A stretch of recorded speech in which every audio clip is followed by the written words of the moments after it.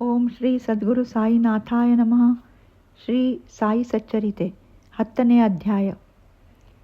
ಬಾಬಾರವರ ಹಾಸಿಗೆ. ಸಗುಣ ಬ್ರಹ್ಮ. ಶಿರಡಿಯಲ್ಲಿ ಅವರು ನೆಲೆಸಿದುದು. ಅವರ ಜನ್ಮ. ಬಾಬಾರವರ ಉಪದೇಶಗಳು. ಸದ್ಗುರು ಸಾಯಿ ಬಾಬಾ. ಬಾಬಾರವರ ನಮ್ರತೆ. ನಾನಾವಲ್ಲಿ. ಸುಗಮವಾದ ದಾರಿ. ಯಾರು ತಮ್ಮ ಜೀವಿತವನ್ನು ಪರರ ಶ್ರೇಯಸ್ಸಿಗೆ ಮುಡುಪಾಗಿಟ್ಟಿದ್ದಾರೋ ಅಂಥವ ಶ್ರೀ ಸಾಯಿಬಾಬಾರವರನ್ನು ನೀವು ಯಾವಾಗಲೂ ಧ್ಯಾನಿಸಿರಿ. ಅವರನ್ನು ಧ್ಯಾನಿಸುವುದರಿಂದ ಜನನ ಮರಣವೆಂಬ ಭವಸಾಗರವನ್ನು ದಾಟಬಹುದು. ಇದೊಂದೇ ಸುಲಭವಾದ ಸಾಧನೆ. ನಮ್ಮ ಮನಸ್ಸು ನೆಮ್ಮದಿಯಾಗಿರಲು ಪ್ರತಿಕ್ಷಣವೂ ಈ ಸಾಧನೆಯನ್ನು ಅಭ್ಯಾಸ ಮಾಡಬೇಕು. ಇತರ ದೇವರುಗಳೆಲ್ಲ ಬರೀ ಭ್ರಮೆ. ಗುರು ಒಬ್ಬನೇ ದೇವರು. ನಾವು ನಮ್ಮ ಸದ್ಗುರುವಿನಲ್ಲಿ ಅಚಲ ನಂಬಿಕೆ ಇಟ್ಟಿದ್ದಾದರೆ ಅವರು ನಮ್ಮ ಅದೃಷ್ಟ ಒಳ್ಳೆಯದಾಗಿ ಮಾರ್ಪಡಿಸಬಹುದು. ನಿರ್ಮಲ ಚಿತ್ತದಿಂದ ಅವರ ಸೇವೆ ಮಾಡಿದ್ದಾದರೆ ಸಂಸಾರವೆಂಬ ಬಂಧನದಿಂದ ಮುಕ್ತರಾಗಬಹುದು. ನ್ಯಾಯ ಮತ್ತು ಮೀಮಾಂಸೆ ಎಂಬ ವೇದಾಂತಗಳನ್ನು ಅಭ್ಯಾಸ ಮಾಡಬೇಕಿಲ್ಲ. ನಾವು ಗುರುವನ್ನು ಅಂಬಿಗನನ್ನಾಗಿ ಮಾಡಿಕೊಂಡರೆ ನೋವು ದುಃಖವೆಂಬ ಸಮುದ್ರವನ್ನು ಸುಗಮವಾಗಿ ದಾಟಬಹುದು. ನದಿ ಮತ್ತು ಸಮುದ್ರಗಳನ್ನು ದಾಟುವಾಗ ನಾವು ಅಂಬಿಗನನ್ನು ನಂಬಿರುವ ಹಾಗೆ ಸಂಸಾರ ಬಂಧನದ ಸಮುದ್ರವನ್ನು ದಾಟುವಾಗ ಸದ್ಗುರುವನ್ನು ನಾವು ನಂಬಲೇಬೇಕು. ಅವರು ಭಕ್ತರಿಂದ ನಿಶ್ಚಲ ಭಕ್ತಿಯನ್ನು ಅಪೇಕ್ಷಿಸುತ್ತಾರೆ. ಅವರು ಜ್ಞಾನ ಮತ್ತು ಅಪರಿಮಿತವಾದ ಆನಂದವನ್ನು ನಮಗೆ ದೊರಕಿಸುತ್ತಾರೆ. ಬಾಬಾರವರ ಹಾಸಿಗೆ. ಬಾಬಾರವರು ಹೇಗೆ ನಿದ್ರಿಸುತ್ತಿದ್ದರೆಂಬುದನ್ನು ನೋಡೋಣ. ಶ್ರೀ ನಾನಾ ಸಾಹೇಬ್ ಡೇಂಗಳೆಯವರು ಬಾಬಾರವರಿಗೆ ಮಲಗಲು ಒಂದು ಕಟ್ಟಿಗೆಯ ಹಲಗೆ ತಂದಿದ್ದರು. ಅದನ್ನು ನೆಲದ ಮೇಲೆ ಇಟ್ಟು ಮಲಗುವ ಬದಲು ಬಾಬಾರವರು ಚಿಂದಿ ಬಟ್ಟೆಗಳನ್ನು ಹಗ್ಗದಂತೆ ಸುತ್ತಿ ಹಲಗೆಯನ್ನು ಮೇಲ್ಛಾವಣಿಯಿಂದ ಎತ್ತರದಲ್ಲಿ ತೂಗು ಹಾಕಿ ಉಯ್ಯಾಲೆಯಂತೆ ಮಾಡಿಕೊಂಡು ಅದರ ಮೇಲೆ ನಿದ್ರಿಸುತ್ತಿದ್ದರು. ಉಯ್ಯಾಲೆ ಹಲಗೆಯ ಭಾರವನ್ನು ತಡೆಯಲಾರದೆ ಕಿತ್ತು ಬೀಳುವ ಹಾಗೆ ತೋರುತ್ತಿತ್ತು. ಆದರೆ ಬಾಬಾರವರ ಲೀಲೆ ವಿಸ್ಮಯಕಾರಕ. ಹಲಗೆಯ 4 ಮೂಲೆಗಳಲ್ಲಿಯೂ 4 ಪಣತಿಗಳನ್ನು ಹಚ್ಚಿ ಇಡುತ್ತಿದ್ದರು. ಅವರು ಹಲಗೆಯ ಮೇಲೆ ಹೇಗೆ ಹತ್ತಿ ಕುಳಿತುಕೊಳ್ಳುತ್ತಿದ್ದರು, ಹೇಗೆ ಕೆಳಗಿಳಿದು ಬರುತ್ತಿದ್ದರು ಎಂಬುದು ಯಾರಿಗೂ ತಿಳಿದಿರಲಿಲ್ಲ. ಎಷ್ಟು ಜನರು ಇದನ್ನು ಪರೀಕ್ಷಿಸಲು ಬಂದು ವಿಫಲರಾಗಿದ್ದರು. ಈ ಚಮತ್ಕಾರವನ್ನು ಪರೀಕ್ಷಿಸಲು ಒಂದು ದಿನ ಮಸೀದಿಯಲ್ಲಿ ಜನ ನೆರೆದರು. ಇದನ್ನು ಕಂಡ ಬಾಬಾರವರು ಉದ್ರಿಕ್ತರಾಗಿ ಹಲಗೆಯನ್ನು ಚೂರು ಚೂರು ಮಾಡಿ ಬಿಸುಟರು. ಬಾಬಾ ಅಷ್ಟಸಿದ್ಧಿಗಳನ್ನು ತಮ್ಮ ಹತೋಟಿಯಲ್ಲಿಟ್ಟುಕೊಂಡಿದ್ದರು. ಅವರು ಅವುಗಳನ್ನೇನೂ ಅಭ್ಯಾಸ ಮಾಡಿರಲಿಲ್ಲ. ಜನ್ಮತಃ ಅವು ಅವರ ಕರಗತವಾಗಿದ್ದವು. ಸಗುಣ ಬ್ರಹ್ಮ. ಬಾಬಾರವರು ಸಾಮಾನ್ಯ ಮನುಷ್ಯರಂತೆ ಕಂಡುಬಂದರೂ ಅವರು ಪ್ರತಿಯೊಬ್ಬರ ಆತ್ಮದಲ್ಲಿಯೂ ವಾಸವಾಗಿದ್ದರು. ಬಾಹ್ಯದಲ್ಲಿ ಜನರ ಯೋಗಕ್ಷೇಮವನ್ನೇ ಚಿಂತಿಸುತ್ತಿದ್ದರು. ಭಕ್ತರಿಗೋಸುಗ ಬಾಹ್ಯದಲ್ಲಿ ಅವರು ಅನೇಕ ಆಸೆ ಆಕಾಂಕ್ಷೆಗಳನ್ನು ವ್ಯಕ್ತಪಡಿಸುತ್ತಿದ್ದರು. ಅಂತರಂಗದಲ್ಲಿ ಅವರು ಶಾಂತಿಯ ಪ್ರತೀಕವಾಗಿದ್ದರು. ಬಹಿರಂಗದಲ್ಲಿ ನಿರಂತರ ಕೆಲಸ ಮಾಡುವ ವಿಲಕ್ಷಣ ವ್ಯಕ್ತಿಯಂತೆ ವರ್ತಿಸುತ್ತಿದ್ದರು. ಅಂತರಂಗದಲ್ಲಿ ಅದ್ವೈತವನ್ನು ಪ್ರೀತಿಸುತ್ತಿದ್ದರು. ಬಾಹ್ಯದಲ್ಲಿ ಪ್ರಪಂಚವೆಂಬ ಬಂಧನಕ್ಕೆ ಸಿಲುಕಿದ್ದರು. ಕೆಲವು ಬಾರಿ ಪ್ರತಿಯೊಬ್ಬರನ್ನು ಪ್ರೀತಿ ಮತ್ತು ಆದರಗಳಿಂದ ಕಾಣುತ್ತಿದ್ದರು. ಕೆಲವು ವೇಳೆ ಅವರ ಮೇಲೆ ಕಲ್ಲೆಸೆಯುತ್ತಿದ್ದರು. ಅನೇಕ ಸಾರಿ ಕೆಲವರನ್ನು ತಬ್ಬಿಕೊಂಡು ಶಾಂತಮೂರ್ತಿಯಾಗುತ್ತಿದ್ದರು. ಕೆಲವೊಮ್ಮೆ ಅವರನ್ನು ದೂಷಿಸುತ್ತಿದ್ದರು. ಯಾವಾಗಲೂ ಆತ್ಮಚಿಂತನೆಯಲ್ಲಿಯೇ ತಲ್ಲೀನರಾಗಿ ಭಕ್ತರನ್ನು ಆದರದಿಂದ ಕಾಣುತ್ತಿದ್ದರು. ಅವರು ಒಂದು ಆಸನದಲ್ಲಿ ಕುಳಿತಿರುತ್ತಿದ್ದರು. ಎಲ್ಲಿಗೂ ಪ್ರಯಾಣ ಮಾಡುತ್ತಿರಲಿಲ್ಲ. ಯಾವಾಗಲೂ ಕೈಯಲ್ಲಿ ಸಟಕ ಇಟ್ಟುಕೊಂಡಿರುತ್ತಿದ್ದರು. ಐಶ್ವರ್ಯ ಕೀರ್ತಿಗಾಗಿ ಎಂದೂ ಆಸೆ ಪಡುತ್ತಿರಲಿಲ್ಲ. ಭಿಕ್ಷೆ ಬೇಡಿ ಜೀವಿಸುತ್ತಿದ್ದರು. ಯಾವಾಗಲೂ ಅಲ್ಲಾ ಮಾಲೀಕ್, ದೇವರು ದೊಡ್ಡವನು ಎನ್ನುತ್ತಿದ್ದರು. ಅವರು ಜ್ಞಾನದ ಗಣಿಯಾಗಿದ್ದರು. ನಿಜಕ್ಕೂ ಅವರು ದತ್ತ ದೇವರು. ನಿಜವಾಗಿಯೂ ಅದೃಷ್ಟವಂತರಾದ ಕೆಲವರಿಗೆ ಮಾತ್ರ ಈ ನಿಧಿ ಪೆಟ್ಟಿಗೆ ದೊರಕಿತು. ಯಾರು ಅವರ ನಿಜವಾದ ವ್ಯಕ್ತಿತ್ವವನ್ನು ತಿಳಿಯಲಿಲ್ಲವೋ ಅಂಥವರು ದುರದೃಷ್ಟಶಾಲಿಗಳೇ ಸರಿ. ಶಿರಡಿಯಲ್ಲಿ ಅವರು ನೆಲೆಸಿದುದು. ಅವರ ಜನ್ಮ. ಬಾಬಾರವರ ಮಾತಾಪಿತೃಗಳಾರು, ಅವರ ನಿಜವಾದ ಜನ್ಮದಿನ ಯಾವುದು ಎಂಬುದು ಯಾರಿಗೂ ತಿಳಿದಿಲ್ಲ. ಆದರೆ ಅವರು ಶಿರಡಿಯಲ್ಲಿ ಬಂದು ನೆಲೆಸಿದ ವರ್ಷದ ಆಧಾರದ ಮೇಲೆ ಅವುಗಳನ್ನು ಅಂದಾಜಾಗಿ ನಿರ್ಧರಿಸಬಹುದು. ಬಾಬಾರವರು ತಮ್ಮ ಸುಮಾರು 16ನೇ ವಯಸ್ಸಿನಲ್ಲಿ ಮೊದಲು ಶಿರಡಿಯಲ್ಲಿ ಕಾಣಿಸಿಕೊಂಡರು. ಅಂದಿನಿಂದ ಅವರು 3 ವರ್ಷಗಳವರೆಗೆ ಶಿರಡಿಯಲ್ಲಿದ್ದರು. ಮುಂದೆ ಕೆಲವು ಕಾಲ ಕಣ್ಮರೆಯಾಗಿದ್ದರು. ನಂತರ ಅವರು ಚಾಂದ್ ಪಾಟೀಲರ ಮದುವೆಯ ದಿಬ್ಬಣದ ಜೊತೆಯಲ್ಲಿ ಮತ್ತೊಮ್ಮೆ ಶಿರಡಿಗೆ ಬಂದರು. ಆಗ ಅವರಿಗೆ ಸುಮಾರು 20 ವರ್ಷ ವಯಸ್ಸಿರಬಹುದು. ಅಂದಿನಿಂದ ಅವರು 60 ವರ್ಷಗಳವರೆಗೆ ಶಿರಡಿಯಲ್ಲಿ ನೆಲೆಸಿದ್ದರು.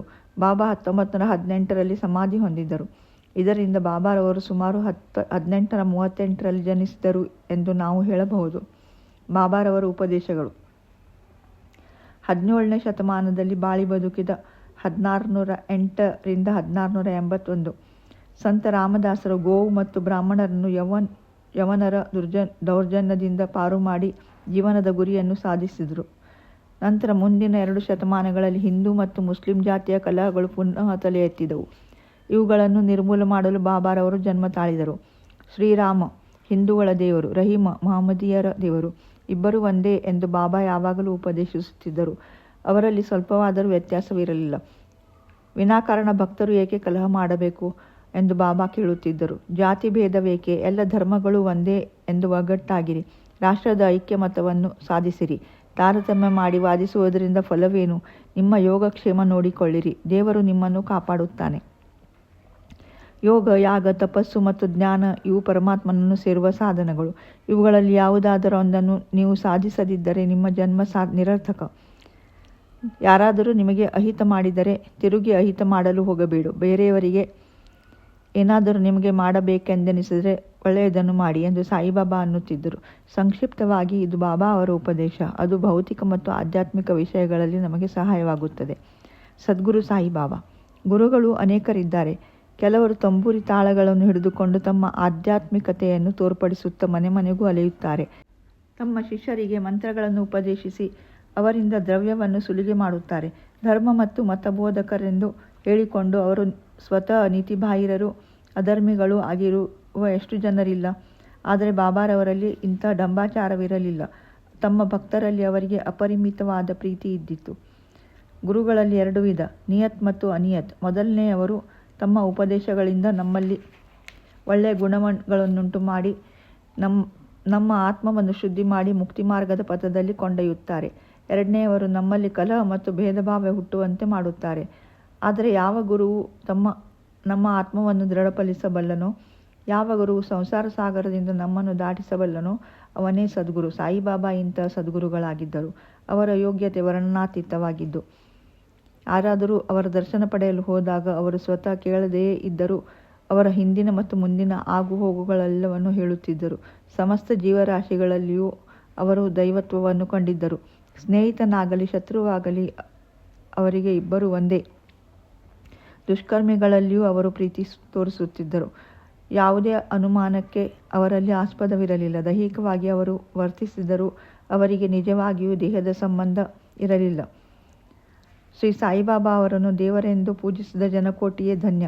ಊಟ ಮಾಡುವಾಗಲೂ, ಪಾನೀಯಗಳನ್ನು ಸೇವಿಸುವಾಗಲೂ, ಕೆಲಸದಲ್ಲಿ ನಿರತರಾಗಿರುವಾಗಲೂ ಅನವರತವೂ ಸಾಯಿಬಾಬಾ ಅವರನ್ನು ಸ್ಮರಿಸಿ ಅವರ ಲೀಲೆಗಳನ್ನು ಹಾಡುತ್ತಿದ್ದರು. ಶಿರಡಿಯ ಮಹಿಳೆಯರಿಗೆ ಬಾಬಾರವರೆಂದರೆ ಅನಂತ ಪ್ರೀತಿ. ಬಾಬಾರವರ ಮೇಲೆ ಹಾಡುಗಳನ್ನು ರಚಿಸಿ ಅವರು ಇಂಪಾಗಿ ಹಾಡುತ್ತಿದ್ದರು. ಹಾಡುಗಳು ಹೊರಹೊಮ್ಮುವುದು ಬುದ್ಧಿಯಿಂದಲ್ಲ, ಪ್ರೀತಿಯಿಂದ. ನೈಜವಾದ ಹಾಡು ಪ್ರೇಮದ ಪ್ರತೀಕ. ಈ ಜನಪದ ಹಾಡುಗಳನ್ನು ಸಂಗ್ರಹಿಸಿ ಸಾಯಿಲೀಲಾ ಮಾಸಿಕದಲ್ಲಿ ಅಥವಾ ಒಂದು ಪುಸ್ತಕ ರೂಪದಲ್ಲಿ ಪ್ರಕಟಿಸಬಹುದು. ಬಾಬಾರವರ ನಮ್ರತೆ. ದೇವರಿಗೆ ಷಡ್ಗುಣಗಳಿವೆ ಎಂದು ಹೇಳಲಾಗಿದೆ. ಅವು ಯಾವುದೆಂದರೆ ಕೀರ್ತಿ, ಐಶ್ವರ್ಯ, ವಿರಕ್ತಿ, ಜ್ಞಾನ, ವೈಭವ ಮತ್ತು ಉದಾರತೆ. ಬಾಬಾರವರಲ್ಲಿ ಈ ಗುಣಗಳೆಲ್ಲವೂ ಇದ್ದವು. ಭಕ್ತರಿಗೊಸುಗ ಬಾಬಾ ಅವತಾರ ತಾಳಿದರು. ಭಕ್ತರನ್ನು ತಮ್ಮೆಡೆಗೆ ಆಕರ್ಷಿಸಿದ ಅವರ ಅದ್ವಿತೀಯ ಪ್ರೇಮ ಮತ್ತು ದಯೆ ಅತ್ಯಾಶ್ಚರ್ಯಕರವಾದುದಾಗಿದೆ. ವಾಗ್ದೇವಿಯೂ ಸಹ ಉಚ್ಚರಿಸಲಾಗದಂಥ ಮಾತುಗಳನ್ನು ಬಾಬಾ ತಮ್ಮ ಭಕ್ತರಿಗೋಸುಗ ಉಚ್ಚರಿಸುತ್ತಿದ್ದರು. ಬಾಬಾ ಒಂದು ಸಾರಿ ಈ ರೀತಿ ಹೇಳಿದರು: ನಾನು ನಿಮಗೆ ಋಣಿ. ನಿಮ್ಮ ದರ್ಶನದಿಂದ ನಾನು ತೃಪ್ತನಾಗಿದ್ದೇನೆ. ನಿಮ್ಮ ಪಾದಗಳನ್ನು ನೋಡಿ ನಾನು ಧನ್ಯನಾದೆ. ಇದೆಂಥ ನಮ್ರತೆ! ಇದನ್ನು ಪ್ರಕಟಿಸಿರುವುದರಿಂದ ಬಾಬಾರವರಿಗೆ ಅವಮಾನ ಮಾಡಿದಂತೆ ಎಂದು ಕೆಲವರು ಯೋಚಿಸಿದರೆ ನಾವು ಕ್ಷಮೆ ಕೇಳುತ್ತೇವೆ ಮತ್ತು ಪ್ರಾಯಶ್ಚಿತ್ತ ರೂಪವಾಗಿ ಅವರ ನಾಮವನ್ನು ಹಾಡುತ್ತೇವೆ. ಬಾಬಾ ಅವರು ಲೌಕಿಕದಲ್ಲಿ ಎಲ್ಲರಂತೆ ಆಶಾ ಆಕಾಂಕ್ಷೆಗಳನ್ನಿಟ್ಟುಕೊಂಡಿದ್ದರೂ ಸಹ ಅವರಿಗೆ ಅದರಲ್ಲಿ ಅಭಿರುಚಿ ಇರಲಿಲ್ಲ. ಆಹಾರವನ್ನು ಸೇವಿಸುತ್ತಿದ್ದರೂ ಸಹ ರುಚಿಯ ಕಡೆ ಗಮನವಿರಲಿಲ್ಲ. ನೋಡುತ್ತಿದ್ದರೂ ಸಹ ಯಾವ ವಿಧವಾದ ಮೋಹ ತೋರಿಸುತ್ತಿರಲಿಲ್ಲ. ಶ್ರೀರಾಮನ ಭಕ್ತ ಹನುಮಾನರಂತೆ ಅವರು ಆಜನ್ಮ ಬ್ರಹ್ಮಚಾರಿಗಳಾಗಿದ್ದರು. ಯಾವುದರಲ್ಲಿಯೂ ಸಂಪರ್ಕ ಇಟ್ಟುಕೊಂಡಿರಲಿಲ್ಲ. ಶುದ್ಧ ಸ್ಮೃತಿಯುಳ್ಳವರಾಗಿ ಅವರು ಕರುಣಾಮಯಿಗಳು ಮತ್ತು ನಿಸ್ವಾರ್ಥಿಗಳು ಆಗಿದ್ದರು. ಇದನ್ನು ಪ್ರತಿಪಾದಿಸುವ ಉದಾಹರಣೆ ಈ ರೀತಿಯಲ್ಲೇ ಇದೆ. ನಾನಾವಲ್ಲಿ. ಶಿರಡಿಯಲ್ಲಿ ಒಬ್ಬ ವಿಲಕ್ಷಣ ವ್ಯಕ್ತಿಯಾದ ನಾನಾವಲ್ಲಿ ಎಂಬ ಫಕೀರನಿದ್ದನು. ಅವನು ಬಾಬಾರವರ ಚಲನವಲನಗಳನ್ನೇ ವೀಕ್ಷಿಸುತ್ತಿದ್ದನು. ಒಂದು ದಿನ ಅವನು ಬಾಬಾರವರಲ್ಲಿಗೆ ಬಂದು, ನಿಮ್ಮ ಆಸನವನ್ನು ಬಿಟ್ಟೇಳಿರಿ, ನಾನು ಅಲ್ಲಿ ಕುಳಿತುಕೊಳ್ಳುತ್ತೇನೆ ಎಂದನು. ಬಾಬಾರವರು ಕೂಡಲೇ ಎದ್ದು ಆ ಆಸನವನ್ನು ಬಿಟ್ಟುಕೊಟ್ಟರು. ನಾನಾವಲ್ಲಿ ಅಲ್ಲಿ ಸ್ವಲ್ಪ ಕಾಲ ಕುಳಿತುಕೊಂಡು ನಂತರ ಎದ್ದು ಬಂದು ಪುನಃ ಬಾಬಾರವರಿಗೆ ಆಸನ ಬಿಟ್ಟುಕೊಂಡನು. ಬಾಬಾರವರು ಆಸನದಲ್ಲಿ ಕುಳಿತುಕೊಂಡ ನಂತರ ನಾನಾವಲ್ಲಿ ಮತ್ತೆ ಅವರ ಪಾದಕ್ಕೆರಗಿ ನಮಸ್ಕರಿಸಿ ಹೊರಟು ಹೋದನು. ಇದರಿಂದ ಬಾಬಾರವರಿಗೆ ಸ್ವಲ್ಪವೂ ಅಸಮಾಧಾನವಾಗಲಿಲ್ಲ. ನಂತರ ನಾನಾವಲ್ಲಿ ಬಾಬಾರವರ ಪರಮ ಭಕ್ತರಾಗಿ ಬಾಬಾರವರು ಸಮಾಧಿ ಹೊಂದಿದ ಸ್ವಲ್ಪ ದಿನಗಳಲ್ಲಿಯೇ ಪರಲೋಕ ಯಾತ್ರೆ ಬೆಳೆಸಿದನು. ಸುಗಮವಾದ ದಾರಿ. ಸಾಧು ಸಂತರ ಕಥೆಗಳನ್ನು ಕೇಳುವುದು ಮತ್ತು ಅವರ ಜೊತೆಯಲ್ಲಿ ವಾಸ ಮಾಡುವುದು. ಬಾಬಾರವರು ಲೌಕಿಕದಲ್ಲಿ ಸಾಮಾನ್ಯ ಮನುಷ್ಯರಂತೆ ವರ್ತಿಸುತ್ತಿದ್ದರು. ಅವರ ನಡೆನುಡಿಗಳಲ್ಲಿ ಒಂದು ವಿಶೇಷತೆ ಇತ್ತು. ಇದರಿಂದ ಅಪರೂಪವಾದ ಪ್ರತಿಭೆ ಕಂಡುಬರುತ್ತಿತ್ತು. ಅವರು ಮಾಡುವುದೆಲ್ಲವೂ ಭಕ್ತರ ಹಿತಕ್ಕಾಗಿಯೇ. ಅವರು ತಮ್ಮ ಭಕ್ತರಿಗೆ ಯಾವುದೊಂದು ಯೋಗಾಸನವನ್ನಾಗಲಿ ಧಾರ್ಮಿಕ ರೀತಿಯನ್ನಾಗಲಿ ಹೇಳಿಕೊಡಲಿಲ್ಲ. ಮಂತ್ರೋಪದೇಶ ಮಾಡುತ್ತಿರಲಿಲ್ಲ. ಅಹಂಭಾವವನ್ನು ತ್ಯಜಿಸಿ ಯಾವಾಗಲೂ ಸಾಯಿ ಸಾಯಿ ಎಂದು ಉಚ್ಚರಿಸಿದರೆಂದು ಮಾತ್ರ ಬಾಬಾ ಹೇಳುತ್ತಿದ್ದರು. ಇದರಂತೆ ನೀವು ನಡೆದರೆ ನಿಮ್ಮ ತೊಂದರೆಗಳೆಲ್ಲವೂ ನಿವಾರಣೆಯಾಗುತ್ತವೆ. ಅಗ್ನಿಕುಂಡದ ಮುಂದೆ ಕುಳಿತು ಯಾಗ ಮಾಡುವುದು ಬ್ರಾಹ್ಮಣರಿಗೆ ಮಾತ್ರ ಸಾಧ್ಯ. ಅದು ಬೇರೆ ವರ್ಗದವರಿಗೆ ಸಾಧ್ಯವಿಲ್ಲ. ಯೋಚನೆ ಮಾಡುವುದೊಂದೇ ಮನಸ್ಸಿನ ಕೆಲಸ. ಯೋಚಿಸದೆ ಮನಸ್ಸು ಒಂದು ಕ್ಷಣವಾದರೂ ಇರಲಾರದು. ಅದಕ್ಕೆ ಇಂದ್ರಿಯ ವಸ್ತುವನ್ನು ಕೊಟ್ಟರೆ ಅದನ್ನೇ ಕುರಿತು ಚಿಂತಿಸುತ್ತದೆ. ಗುರುವನ್ನು ಕೊಟ್ಟರೆ ಅವನನ್ನೇ ಕುರಿತು ಚಿಂತಿಸುತ್ತದೆ. ನೀವು ಬಾಬಾರವರ ಗುಣ ಮತ್ತು ಪ್ರತಿಭೆಯನ್ನು ಕೇಳಿರುವಿರಿ. ಅದನ್ನು ಪ್ರತಿದಿನವೂ ಕೇಳಿರಿ. ಇದೇ ನೀವು ಬಾಬಾರವರಿಗೆ ಸಲ್ಲಿಸಬಹುದಾದ ನೈಸರ್ಗಿಕ ಪೂಜೆ. ಸಂತರ ಕಥೆಗಳನ್ನು ಕೇಳುವುದು ಈ ಹಿಂದೆ ಹೇಳಿದ ಸಾಧನಗಳಷ್ಟು ಕಷ್ಟವಲ್ಲ. ಅದು ನಿಮ್ಮನ್ನು ಸಂಸಾರ ಬಂಧನದ ಹೆದರಿಕೆಯಿಂದ ತಪ್ಪಿಸಿ ಧಾರ್ಮಿಕ ಪಥದೆಡೆಗೆ ಸಾಗಿಸುತ್ತದೆ. ಆದುದರಿಂದ ಅಂಥ ಕಥೆಗಳನ್ನು ಕೇಳಿರಿ ಮತ್ತು ಮನಸ್ಸಿನಲ್ಲಿ ಗ್ರಹಿಸಿಕೊಳ್ಳಿರಿ. ಇದನ್ನು ಮಾಡಿದರೆ ಎಲ್ಲ ವರ್ಗದವರು ಪರಿಶುದ್ಧರಾಗಬಹುದು. ನೀವು ಎಲ್ಲಿಯೇ ಇರಿ, ಯಾವುದೇ ಕೆಲಸ ಮಾಡುತ್ತೀರಿ, ನಿಮ್ಮ ಮನಸ್ಸು ಶ್ರೀ ಸಾಯಿಯವರಲ್ಲಿ ಇಡಿ. ಅವರು ಖಂಡಿತವಾಗಿಯೂ ನಿಮ್ಮನ್ನು ಆಶೀರ್ವದಿಸುವವರು. ಇದೇ ಬಾಬಾ ಅವರನ್ನು ಅರಿಯಲು ಸುಲಭವಾದ ಸಾಧನ. ಎಲ್ಲರೂ ಇದನ್ನು ಅಭ್ಯಾಸ ಮಾಡಲಾರರು. ಕಾರಣ ಭಗವಂತನ ದಯೆ ಇಲ್ಲದೆ ನಮಗೆ ಸಂತರ ಕಥೆಗಳನ್ನು ಕೇಳುವ ಮನಸ್ಸು ಬರುವುದಿಲ್ಲ. ಅವರ ಕಥೆಗಳನ್ನು ಕೇಳಿದರೆ ಅವರೊಡನಿದ್ದಂತೆ ಸಂತರೊಡನೆ ಇರುವುದು ಬಹು ಮುಖ್ಯವಾದದು. ಅದು ನಿಮ್ಮ ದೇಹಸ್ಮೃತಿಯನ್ನು ತಪ್ಪಿಸಿ ಅಹಂಭಾವವನ್ನು ತೊಗೆದು ಜನನ ಮರಣಗಳಿಂದ ನಿಮ್ಮನ್ನು ವಿಮುಕ್ತ ಮಾಡಿ ಹೃದಯದ ಎಲ್ಲ ಗಂಟುಗಳನ್ನು ಬಿಡಿಸಿ ಶುದ್ಧ ಚೈತನ್ಯನಾದ ಆ ವಾಸುದೇವನಲ್ಲಿಗೆ ನಿಮ್ಮನ್ನು ಕರೆದೊಯ್ಯುತ್ತದೆ. ಇದು ಇಂದ್ರಿಯ ವಸ್ತುಗಳಲ್ಲಿ ವಿರಕ್ತಿ ಹುಟ್ಟಿಸಿ ನಿಸ್ವಾರ್ಥಿಗಳನ್ನಾಗಿ ಮಾಡಿ ಧಾರ್ಮಿಕ ಪಥದೆಡೆಗೆ ಸಾಗಿಸುತ್ತದೆ.